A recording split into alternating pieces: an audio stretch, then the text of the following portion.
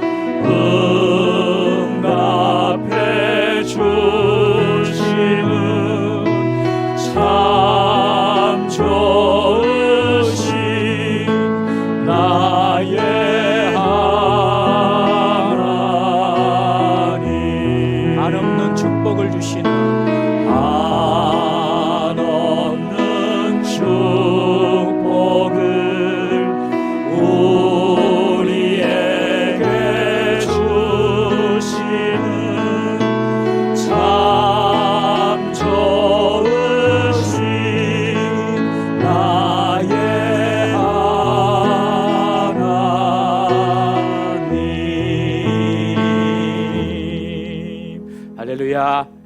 우리 앞뒤 좌우로 보시면서 이렇게 인사합니다. 좀 기니까 잘 들으세요. 예배는 이 세상에서 이루어지는 가장 아름다운 행위입니다. 자, 좀 길지요? 자, 다시 제가 말씀드릴게요. 예배는 이 세상에서 이루어지는 가장 아름다운 행위입니다. 자, 기억하시고 옆에 보시고, 자, 시작. 예배는 이 세상에서 이루어지는 가장 아름다운 행위입니다. 할렐루야. 여러분, 정말 그렇습니다. 가장 아름다운 하나님이 계시고 임재하시고 하나님을 찬양하고 예배하는 거, 여러분, 그 어떤 BTS 그 유명한 가수들이 노래하고 하는 그런 어떤 것과 비교할 수 없는 가장 아름다운 행위입니다. 이 자리에 오신 여러분들을 환영하고 축복합니다. 우리 앞뒤 좌우로 한번 다시 인사하는데, 하나님께서 당신을 반드시 축복하십니다. 시작. 하나님께서 당신을 반드시 축복하십니다. 할렐루야. 우리 하나님은 아름다우시고 좋으신 분이십니다. 우리 그 믿음 가지고 살아가야 할 줄로 믿습니다. 저는 오늘 목 말씀을 가지고 꿈은 꾸는 것이 아니라 품는 것입니다 라는 제목으로 오늘 나누고자 합니다. 17세 청소년 때에 애굽의 종으로 요셉이 팔려갔지 않습니까? 13년 동안 애굽에서 고생을 합니다. 종도 되고 죄수도 됐습니다. 그런데 나이 30이 되어서 애굽에서 바로왕 다음으로 높은 총리가 되었습니다. 요셉의 말대로 7년 풍년이나 오고, 그리고 7년 대흉년이 찾아왔습니다. 이 흉년은 아프리카 지역인 애굽에만 국한된 것이 아니라 주변 국가, 중동 지역까지 미치는 전 세계적인 흉년이었습니다. 여러분, 약속의 땅이요, 적과 꿀이 흐르는 가나안 땅에도 기근이 찾아왔습니다. 가나안 땅에 살던 야곱의 70명의 식구들, 이 야곱의 70명의 식구도 식량난에 큰 고난을 겪어야만 했습니다. 하나님이 허락하신 가나안 땅입니다. 하나님이 선택하신 야곱입니다. 그럼에도 불구하고 기근을 피할 수는 없었습니다. 여러분, 하나님 백성에게도 고난이 찾아온다는 것을 우리는 알고 있죠. 다 알고 있습니다. 내게 고난이 있고 어려움이 온다고 너무 이상하게 여기지 마십시오. 너무 이상하게 생각하지 마십시오. 왜냐하면 하나님의 백성에게 주시는 하나님의 고난 가운데는 하나님의 뜻이 있고 하나님의 메시지가 있기 때문에 그렇습니다. 그냥 오는 고난이 없습니다. 하나님의 뜻이 있고 하나님의 메시지가 있습니다. 하나님은 이 고난을 통하여서 하나님의 뜻을 이루어 나가시는 것입니다. 가나안 땅에 기근이 심하게 찾아왔죠. 그 기근 때문에 오늘 어떤 일이 벌어지냐면 야곱이 그 아들들을 애굽으로 내려 보냅니다. 애굽으로 아들들을 내려 보내고 결국 나중에 야곱도 애굽으로 내려가서 정말로 20년 전에 죽은 줄만 알았던 이 요셉을 만나게 되지요. 여러분, 온 가족이 나중에는 애굽으로 내려가서 풍요롭게 살게 됩니다.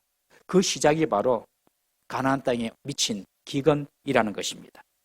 여러분, 하나님의 백성이 당하는 고난, 어려움, 하나님의 뜻이 있고 합력하여서 하나님이 반드시 선을 주신다. 이 사실을 절대로 잊지 마시기를 주의 이름으로 축원합니다.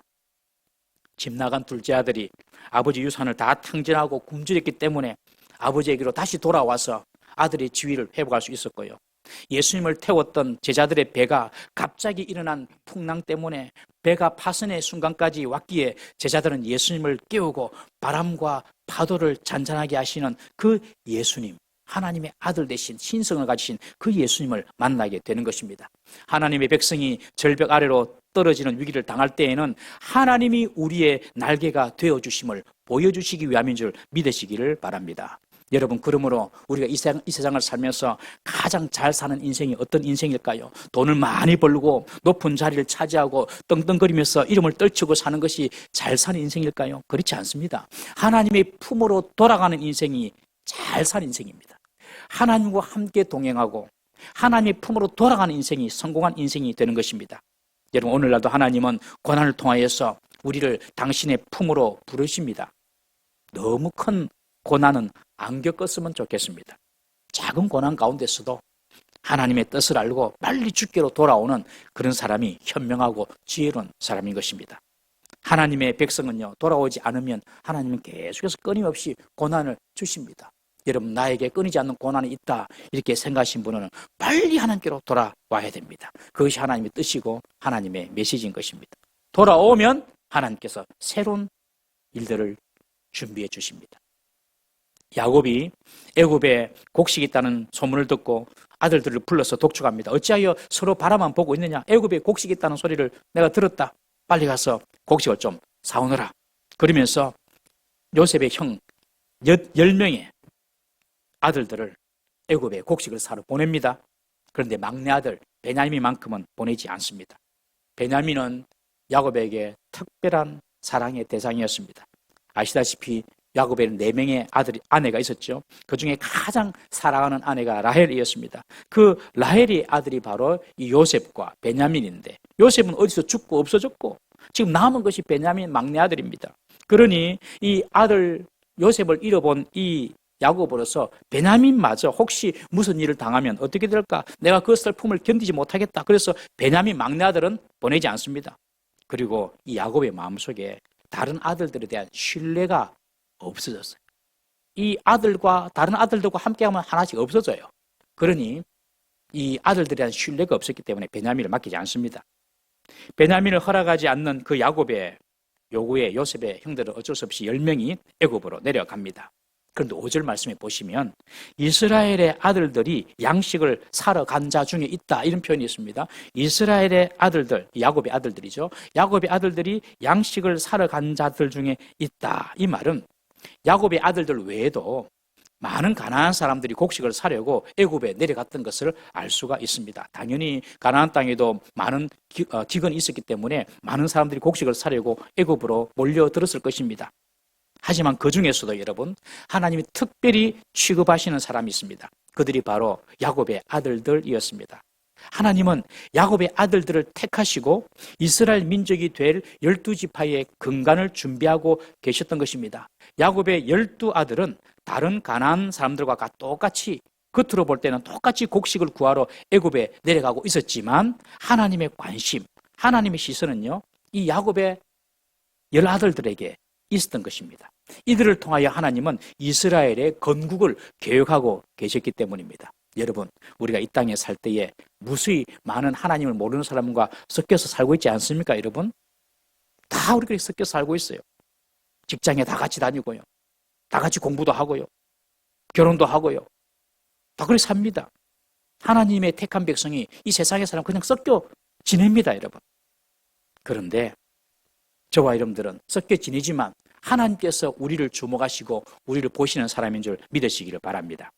우리가 똑같이 세상 속에 섞여 살면서 하나님을 모르는 사람들과 생활하는 것 같지만 하나님은 우리를 알고 그리고 예배하는 우리를 보시고 우리를 통하여서 하나님의 나라를 세워 나가시기를 원하시는 줄 믿으시기를 바랍니다.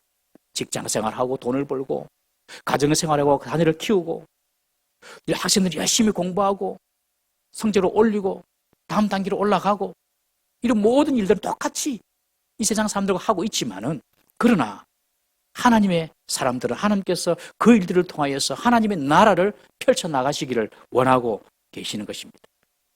저와 여러분들은 세상 사람들하고 다른 사람입니다. 믿습니까? 다른 사람이에요. 섞여 살더라도.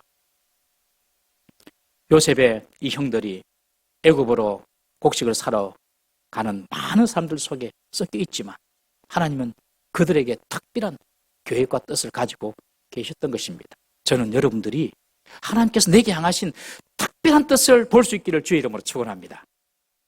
여러분 각자에게 하나님께서 주신 특별한 어떤 뜻이 있는 거예요. 드디어 요셉의 형들은 애굽에 도착하여서 요셉 앞에 서게 됩니다. 그러나 그들은 요셉을 알아보지 못하죠. 20년이 훌쩍 지난 상태입니다. 그리고 요셉의 이름도 요셉이라고 안 불렀고 바로가 붙여준 이름 사브낫 바네아, 바로가 붙여졌습니다. 이 사브낫 바네아라는 애굽 이름은 그 뜻이 감추어진 것을 열어 보이는 자라는 뜻입니다. 감추어진 것을 열어 보이는 자. 이 요셉이 꿈 해몽을 정말로 명쾌하고 정말로 확실하게 하니까 이 바로가 감동을 받아서 네 이름은 사브낫 바네아다. 너는 감추어진 것을 열어 보이는 자구나. 여러분, 성도가 감추어진 것을 열어 보이는 자가 성도인 줄 믿으시기 바랍니다. 세상 사람들은 이 세상이 전부인 줄 알고 살아갑니다. 천국도 없고 내세도 없고. 그런데 저와 여러분들은 천국과 내세를 알잖아요. 그 감추어진 것을 전도를 통하여서 이렇게 열어 보이는 자가 저와 여러분들이 바로 사브낫 바네아인 줄 믿으시기를 바랍니다. 요셉 이름도 사브낫 바네아라고 쓰고 그리고 외모도 애굽 사람처럼 이렇게 옷을 입고 특별히 총리 복장을 하고 높은 자리에 있으니 감히 저 사람이 내 동생 요셉이다 상상할 수가 없는 것이죠, 여러분. 요셉은 애굽의 총리로서 이 형들을 만납니다. 저는 이 사실을 볼 때 좀 특별한 사실을 발견했습니다.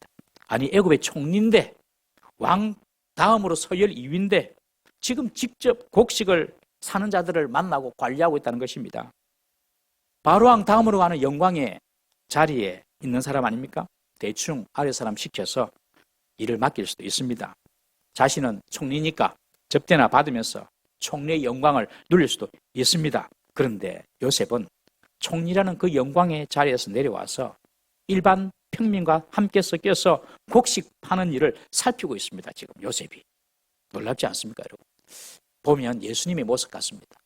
예수님께서 하늘 보좌 영광, 하나님의 아들의 그 영광을 다 내려놓고 그 보좌에서 내려와서 죄인인 인간의 몸을 입으시고 우리와 함께 거하시며 우리를 구원의 길로 인도하신 것이죠. 바로 예수님의 모습이 이 요셉의 모습에서 나타납니다. 여러분, 이런 모습이 하나님의 사람의 모습입니다.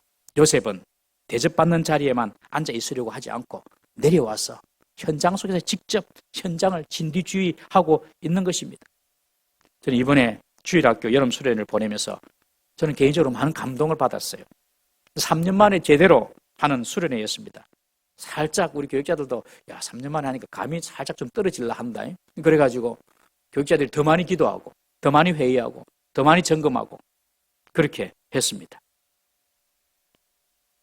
우리 금요 블레싱 기도 때에도 우리 성도님 나오셔서 기도로 우리 다음 세대를 위해서 기도해 주셨고 또 많은 분들이 물질로 헌신해 주시고 또 헌물로 특별히 페트병, 이 페트병이 잘 모아져가지고 우리 정호동가 얼마나 신나게 놀았는지 몰라요.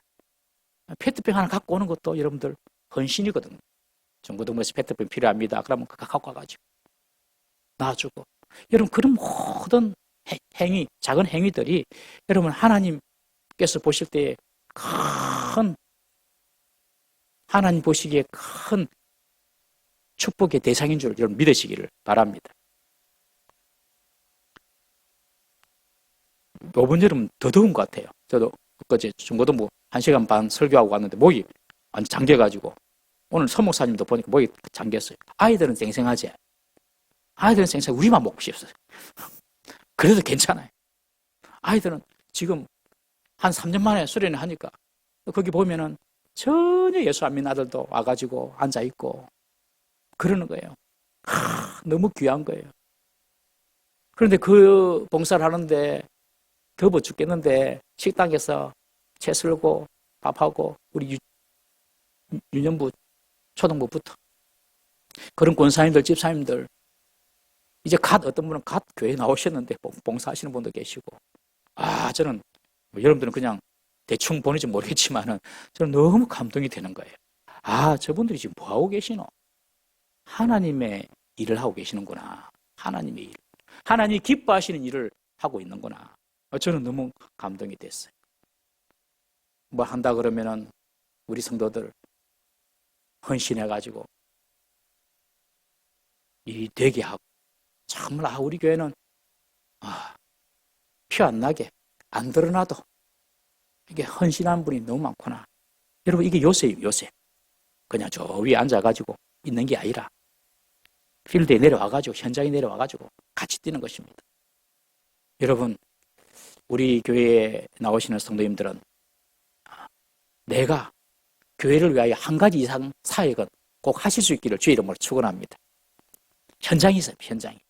예배하는 현장만 말고 섬기는 현장이 있어야 됩니다. 봉사의 현장이 있어야 됩니다. 하나님을 위하고 주님의 교회를 위한 섬김의 현장 다 하나씩 가지시는 우리 성도 되시길 주의 이름으로 축원합니다. 요셉은 총리로 있으면서 높은 자리에 있으면서 거드름 같은 거 피우지 않고 그냥 직접 자기가 공무를 챙기면서 만에 하나 있을 그런 실수나 문제를 방지하고 예방하였던 것입니다.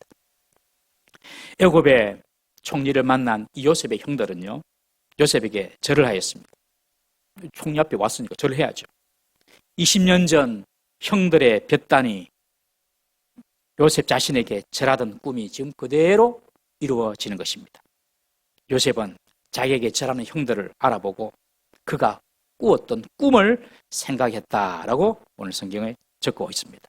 생각했다는 말은 기억했다는 말입니다. 요셉은 그때까지 20년이 지났지만 하나님께서 자신에게 주신 그 꿈을 잊지 않고 기억하고 생각하고 있었습니다. 하나님이 주신 꿈을 품고 살았다는 것입니다. 여러분, 하나님의 꿈은 단지 꾸었다고 이루어지는 것이 아니라 그 꿈을 계속 품고 계속 물을 주고 계속 간직하고 해야지만 그 꿈의 성취를 볼 수가 있다는 사실입니다. 여러분들 지금까지 사시면서 꿈을 안 꿔본 적이 있습니까? 여러분 다 꿈 꿔본 적 있죠? 그런데 그 꿈을 다 죽여버립니다. 시간 지나면서 그 꿈을 품지를 않습니다. 그 꿈을 계속 가지고 있지를 않습니다. 여러 가지 현실적인 환경, 어려움 때문에 그냥 포기해버리는 것입니다. 연세가 드셨더라도 성령이 임하시면은 성령이 계시해 주시면 여러분들이 남은 인생 가운데 해야 될 꿈이 하나님께서 보여지게 하시고 그 꿈을 부어주실 줄 믿으시기를 바랍니다. 가나안 정복 때의 갈렙을 보십시오. 갈렙의 나이가 85세입니다. 그런데 85세인 갈렙이 여호수아에게 이렇게 요구합니다. 우리 여호수아 14장 10절에서 12절 말씀 우리 함께 다 같이 한번 읽어보겠습니다. 시작. 이제 보소서 여호와께서 이 말씀을 모세에게 이르신 때로부터 이스라엘이 광야에서 방황한 이 45년 동안을 여호와께서 말씀하신 대로 나를 생존하게 하셨나이다. 오늘 내가 85세로 돼 모세가 11절 모세가 나를 보내던 날과 같이 오늘도 내가 여전히 강건하니 내 힘이 그때나 지금이나 같아서 싸움이나 출입에 감당할 수 있으니 그날에 여호와께서 말씀하신 이 산지를 지금 내게 주소서. 당신도 그날에 들으셨거니와 그곳에는 아낙 사람이 있고 그 성읍들은 크고 견고할지라도 여호와께서 나와 함께 하시면 내가 여호와께서 말씀하신 대로 그들을 쫓아내리이다 하니. 갈렙은요 지금 나이가 85세입니다. 이스라엘 백성이 가나안 땅을 정복할 때에 그 갈렙의 나이가 85세인데 지금 45년 전에 그가 40살 때에 모세로부터 받은 그 약속을 가지고 지금 여호수아한테 와가지고 그 45년 전에 모세가 이 아낙 사람들이 사는 이 땅을 나에게 주기로 했습니다. 내가 85세지만 지금 출입이 충분히 가능하고 적과 싸울 수도 있습니다. 그러니 그 땅을 나에게 주십시오. 아니 45년 지났거든요. 40년대 받은 약속을 45년 동안 간직하고 있다가 지금 85세 때에 그거 달라고 하는 것입니다. 여러분 그리고 결국에는 그 땅을 받게 되죠. 사랑하는 성도 여러분, 하나님의 꿈은요 끝까지 품고 있어야 됩니다. 끝까지 품고 있어야지만 그 꿈이 이루어지는 것입니다. 요셉은 어렸을 때에 하나님 주신 그 꿈을 마음에 끝까지 품고 살았습니다. 여러분 어떻게 꿈을 봤나요? 여러분들 기도할 때에, 말씀 읽을 때에, 또 예배하고 설교를 들을 때에 하나님께서 여러분들 마음에 주시는 감동과 소원이 있습니다. 그런 감동과 소원을 소홀히 여기면 안 됩니다. 그 감동과 꿈을 딱 붙잡고 품고 기도하고 준비해야 됩니다. 그러면서 기다려야 됩니다. 그러면 하나님께서 그 감동대로 그 마음에 주신 하나님의 약속대로 그 꿈을 반드시 이루어 나가심을 보시기를 믿으시기를 바랍니다. 하나님 반드시 그 꿈을 이루어주세요. 형들을 알아본 이 요셉은요 형들의 절을 받습니다. 그리고 느닷없이 엄한 말로 너희들은 정탐꾼들이다 그렇게 말하면서 형들을 정탐꾼으로 몰아붙이기 시작합니다. 너희가 애굽의 틈을 엿보려고 왔다고 하는 것이죠. 이 정탐꾼이라는 이런 말은 정말 간담을 서늘하게 하는 무서운 말입니다. 당시 애굽은 주위 아시아 민족들로 말미암아 여러 방면으로 침략을 받을 그런 위험에 놓여 있었습니다. 그래서 국정을 드나드는 그런 사람들을 예민하게 감시하였습니다. 요셉은 그런 국제 정치적인 상황을 이용해가지고 형들을 지금 정탐꾼이라고 몰아붙이고 있는 것이죠. 이렇게 요셉이 곧바로 자신의 정체를 드러내지 않고 형들을 정탐꾼이라고 몰아붙이는 것은 이유가 있습니다. 첫 번째는요, 형제들을 시험하고 싶은 것입니다. 그들이 정말 회개했는지 확인하고 싶은 것입니다. 훗날 나중에 형들이 회개할 때에 요셉은 자신의 정체를 밝히거든요. 그들이 과거의 죄악에 대해서 얼마나 뉘우쳤는지, 그리고 형제들 간에 얼마나 우애가 생겨나서 하나가 되었는지 그것을 보고 싶은 것입니다. 그리고 또 두 번째 이유는요, 무엇보다도 아니 형 10명을 왔는데 하나 동생 베냐민이 안 보이는 거예요. 다 왔는데 형제들이. 동생 베냐민이 안 보이니까 이 형들이 이 베냐민도 자기처럼 어떻게 해코지 해가지고 어떻게 해버렸나 이런 생각이 드는 거예요. 그래서 베냐민의 안부를 확인하기 위해서 지금 이 요셉이 형들을 정탐꾼으로 조작하여서 잡아두려고 하는 것입니다. 좀 사실을 좀 파악해 보려고.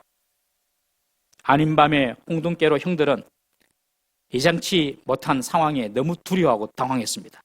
아니 양식 사러 왔다가 지금 정탐꾼으로 몰리게 되었으니 양식은커녕 그들의 목숨도 보장하지 못하는 그런 상황에 지금 직면하게 된 것입니다.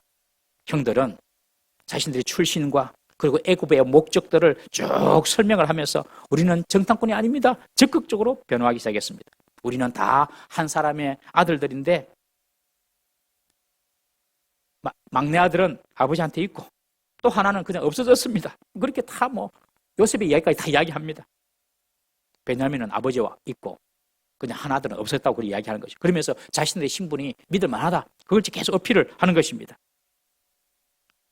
지금 자기들 눈앞에 요셉이 총리가 되어 있습니다. 그런데 그거 상상을 했겠습니까? 그냥 한 아들은 없어져 버렸다. 그렇게 이야기합니다. 자기 앞에 있는 사람이 요셉이라는 사실은 꿈도 꾸지 못합니다. 여러분 사실은 이것이 우리가 하나님 앞에서 짓는 우리의 죄된 모습입니다. 하나님은 다 알고 계십니다. 그렇죠? 다 알고 계시는데 우리가 덮습니다. 이렇게 이리 덮고 저리 덮고 하나님 모르시겠지 이렇게 대충대충 덮어두려고 합니다. 여러분. 사랑하는 성도님 여러분, 우리에게 숨은 죄가 있으면 주의 보혈을 의지하여서 고백하면 용서받을 줄 믿으시기를 바랍니다. 덮는다고 되는 것은 아닙니다. 우리 요한일서 1장 9절 말씀 한번 읽어보겠습니다. 시작. 만일 우리가 우리 죄를 자백하면 그는 미쁘시고 의로우사 우리 죄를 사하시며 우리를 모든 불의에서 깨끗하게 하실 것이요. 자백하기만 하면 예수님이 우리 죄를 위해 십자가 돌아가셨기 때문에 자백하기만 하면 그분은 신실하시단 말이죠. 그러니 우리 죄를 사해 주신다. 믿으시기를 바랍니다. 진정한 회개만이 주의 보혈로 우리의 죄를 덮어서 보이지 않게 하는 것이지 그 대충 사라졌어요 이렇게 얼버무린다고 될 일이 아니라는 것이죠. 요셉은 계속 동생 베냐민의 안부가 걱정이 되었습니다. 그래서 이번에는 더 강력하고 단호하게 너희가 정탐꾼이 아니라는 사실을 막내 아우, 너희들이 말하는 그 막내 아우, 아버지에게 있다는 그 막내 아우 데리고 온나. 데리고 와서 증명해 보이라. 그렇지 아니하면 오늘 15절, 16절에 기록된 대로 두 번씩이나 바로의 생명을 반복하면서 바로의 이름으로 너희들은 무사하지 못할 것이다. 이런 무시무시한 엄포를 내리는 것입니다. 그리고 3일을 가두어 버립니다. 3일 후 다시 요셉이 그들에게 와서 나도 하나님을 경외하는 사람인데 그냥 너희들이 증거도 없이 그냥 3일 동안 가두는 것은 옳지 않다. 그러니 너희 형제 중에서 이제 한 사람만 옥에 갇히고, 처음에는 한 사람이 가라 그랬는데 한 사람만 옥에 갇히고 나머지는 집으로 돌아가서 집안의 굶주림을 면하게 하고, 그리고 막내 아우를 데리고 오라라고 다시 명령을 내립니다. 이 형제들은 마음이 좀 한시름 놓았겠죠. 이제 돌아갈 수 있는갑다. 그런데 문제는 한 사람이 남아야 됩니다. 누가 남아야 되겠습니까? 여전히 불안하고 두려운 것이 사실입니다. 그리고 고향에 돌아간다고 하더라도 아버지 야곱이 막내 아들 베냐민을 다시 애굽으로 돌려보낼 것인가? 아무리 생각해도 답이 안 나옵니다. 그러니 이 형들은 진퇴양난에 빠진 것이죠. 그냥 불안하고 있습니다. 그때 형들은 자신들의 과거의 죄악을 돌아봅니다. 21절에 보면 그들은 20년 전에 요셉을 판 행위를 범죄라고 자기 입으로 범죄했다라고 시인하고 있습니다. 죄를 이제 깨닫게 되는 것이죠. 죄를 인정하게 되는 것입니다. 여러분, 회개는 죄를 깨닫고 죄를 인정할 때의 회개가 일어나는 것입니다. 그러면서 하는 말이, 그때에 요셉이 구덩이에 빠져 있을 때에 그렇게 살려달라고, 팔지 말라고 애걸복걸했는데 우리는 그의 마음의 괴로움을 보고도 듣지 아니하였다. 우리는 그의 마음의 괴로움을 보고도 듣지 아니하였다. 이제 우리들이 그 괴로움을 당하게 되었다 하면서 과거를 돌아보면서 후회합니다. 장자였던 르우벤은 말합니다. 요셉에게 죄를 짓지 말라고 내가 말하지 않느냐. 내가 그렇게 말했는데 너희들이 내 말을 듣지도 않았다 하면서 동생들을 나무라면서 우리가 이제 요셉의 핏값을 내게 되었다라고 한탄하고 있습니다. 이런 사람들은요, 자기가 당해봐야지 압니다. 자기가 당해봐야지 고통을 합니다. 상처 주는 사람은 잘 모릅니다. 이자뿐입니다. 그러나 상처를 받는 사람은 압니다. 찍는 도끼는 기억하지 못합니다만 찍히는 나무는 흔적이 남아 있는 것입니다. 사랑하는 성도님 여러분, 타인에게 상처 주는 일을 하지 마시기를 주의 이름으로 축원합니다. 남이 내가 이렇게 말하면 상처가 되겠다. 그러면 그걸 딱 스탑시켜야 됩니다. 그런데 우리가 그렇습니까? 일단은 저질러 놓고 보잖아요. 그러면은 미안하다. 잘못했다. 내가 그때는 좀 과했다. 그렇게 말할 수 있는 용기 있는 성도가 되기를 주의 이름으로 축원합니다. 요셉의 형들이 그렇게 말합니다. 우리가 그렇게 그때 요셉이 구덩이에 던져졌을 때에 살려달라고 하고 애굽 사람들한테 팔 때에 팔지 말라고 하라고 그렇게 애걸복걸했는데 우리는 그 이야기를 무시했다. 못 들은 채 했다. 저는 이 장면을 설교를 준비하면서 그냥 갑자기 막 이렇게 전광석화처럼 확 떠오르는 장면이 있었어요. 정치적인 이야기는 하면 안 되는데 너무 가슴이 아팠어요. 그냥 제가 설교 준비하면서 확 떠오른 몇 년 전에 북한 어선 주민들이 와가지고 강제 북송했잖아요. 그 장면이 확 떠오르는 거예요. 그렇게 내가 이 신문을 보니까 안 갈라고 이렇게 뒤를 빼는 모습이 딱 찍혔더라고요. 너무 가슴이 아프더라고요. 너무 가슴이 아파요. 뭐 정치적인 이유나 뭐 어떤지 잘 모르지만은 여러분, 남들이 애걸복걸할 때에 들어주시기 바랍니다. 남들이 나에게 뭘 원하고 정말로 긍휼을 구할 때 이러면 들어주시기 바랍니다. 그것이 하나님 복을 받는 비결입니다. 그렇지 아니하면 요셉의 형꼴 나는 겁니다, 여러분. 요셉 형들이 말합니다. 이제 그 피가 우리에게 돌아오게 되었다고. 요셉의 형들은 자신들이 요셉의 괴로움을 보고도 모른 채 한 그 죄의 대가, 이제 내게 돌아왔구나, 우리에게 돌아왔다. 그러면서 잘못을 후회하면서 인정합니다. 잠언 11장 36절 말씀 한번 읽어보겠습니다. 시작. 보라, 의인이라도 이 세상에서 보응을 받겠거든 하물며 악인과 죄인이요. 여러분, 의인도요, 하나님의 백성도요, 회개하지 않고 돌이키지 아니하면 이 땅에서 보응을 받습니다. 이 땅에서. 천국 가서는 보응을 안 받아요. 죄 용서 받아서 다 천국 갔기 때문에. 그러나 하나님의 백성이라도 돌이키지 아니하면 이 땅에서 보응을 받습니다. 하나님은 고통과 두려움을 통해서 형제들의 죄를 보게 하신 것입니다. 하나님이 지금 이 요셉의 형들에게 공의와 정의로 징계를 하십니다. 여러분, 하나님께서 우리에게 공의를 대시고 정의의 잣대를 대시면 누가 살아남겠습니까, 여러분? 그래서 우리는 다른 사람에게 긍휼을 베풀고 또 선을 베풀고 해야 하는 것이죠. 하나님은 그의 말씀을 신뢰하고 순종하는 자에게는 하나님의 신실하심을 보여주십니다. 그러나 하나님의 법에 불순종하면서 죄를 짓는 자들에게는 하나님의 공의와 정의의 징계를 보여주십니다. 주님의 공의의 징계가 아니라 하나님께서 보상해 주시는 신실한 복을 경험하는 저 여러분들 되시기를 주의 이름으로 축원합니다. 형님들이 요셉이 알아듣지 못하는 줄 알고 요셉 앞에서 과거 이야기를 줄줄줄 내려놓으면서 아이고 우리가 그때 잘못했다 그런 이야기하는 모습들을 요셉이 봅니다. 너무 북받치는 감정을 이기지 못하고 잠시 자리를 떠나서 웁니다. 여러분, 우리가 주님 앞에서 주님, 내가 그거 잘못했습니다. 내가 그때 미련했습니다. 내가 그때 잘못 생각했습니다. 내가 부족했습니다. 여러분, 그렇게 우리가 회개할 때 주님께서 오히려 우리보다 더 많은 눈물 흘리면서 감동하실 줄 믿으시기를 바랍니다. 요셉이 그 형들의 돌이키는 모습을 보고 잠시 자리를 피해서 울고 다시 돌아와서 인질로 남을 사람을 지명합니다.